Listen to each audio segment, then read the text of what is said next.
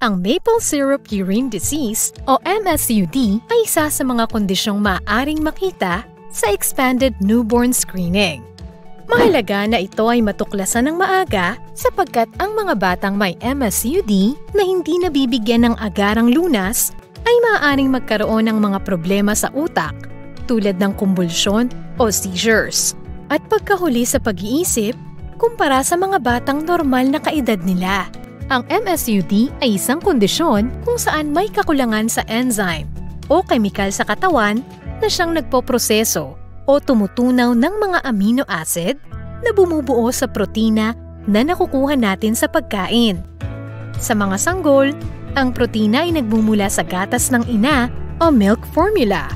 Dahil sa kakulangang ito, may ipon ng mga hindi kanais-nais na mga amino acid sa katawan na siyang nagiging sanhi ng pagkakaroon ng mga sintomas, kagaya ng mahina na pagsuso mula sa ina, kumbulsyon o seizures, labis na pagtulog, at ang pagkakaroon ng matamis na amoy sa ihi o tainga ng mga apektadong bata.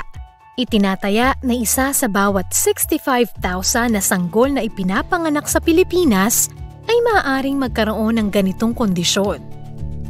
Ito ay maaaring mamana at lumabas ng paulit-ulit sa pamilya sa pamamagitan ng tinatawag na autosomal recessive inheritance. Upang mas maunawaan ito, mangyari lamang panoorin ang video na nagtataglay rito na makikita din sa aming website. Sa ngayon ay wala pang natutuklasang gamot upang ganap na mapawi ang MSUD. Ngunit kahit walang lunas ang MSUD, mayroong mga paraan para hindi ito lumala at mabigyan ng tsansa ang mga apektadong bata na lumaki ng maayos, tulad ng mga normal na bata. Ang ilan sa mga paraan ay ang 1. Paglimita sa protina sa pagkain. At 2. Pagbigay ng medical food o espesyal na gatas na hindi naglalaman ng mga amino acid.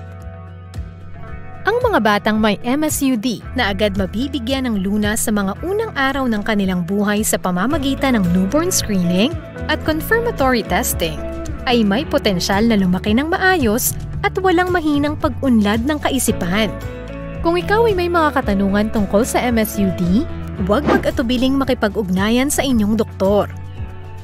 Mahalaga na ang impormasyong makukuha mo tungkol sa pag-aalaga ng iyong anak na may MSUD ay manggagaling lamang sa mga eksperto o doktor na nagsanay sa ganitong kondisyon.